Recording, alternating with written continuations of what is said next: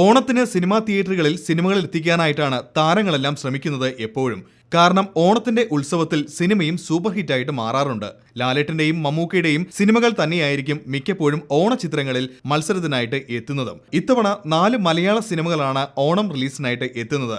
ലാലേട്ടന്റെ ഒപ്പം, പൃഥ്വിരാജിന്റെ ഊഴം, ദിലീപിന്റെ വെൽക്കം ടു സെൻട്രൽ ജയിൽ, ചാക്കോച്ചന്റെ കൊച്ചവ്വ പൗലോ അയ്യപ്പ കൊയിലോ, പിന്നെ ലാലേട്ടന്റെ തെലുങ്ക് മൂവി ജനതാ ഗാരേജ് തുടങ്ങിയവയാണ് ഓണചിത്രങ്ങൾ. പിന്നെ മറ്റൊരു കാര്യം, മമ്മൂട്ടിയുടെ ചിത്രം ഇത്തവണ ഓണം റിലീസിനായിട്ട് എത്തുന്നില്ല.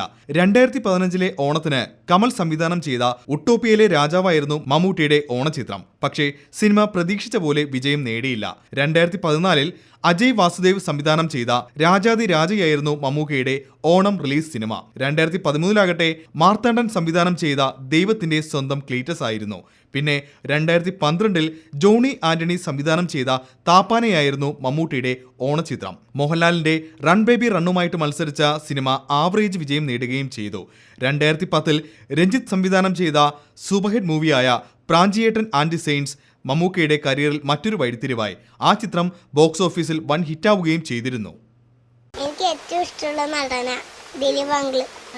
ഞാൻ ഇങ്ങനത്തെ കേൾക്കും, നല്ല ഇഷ്ടമാണ്.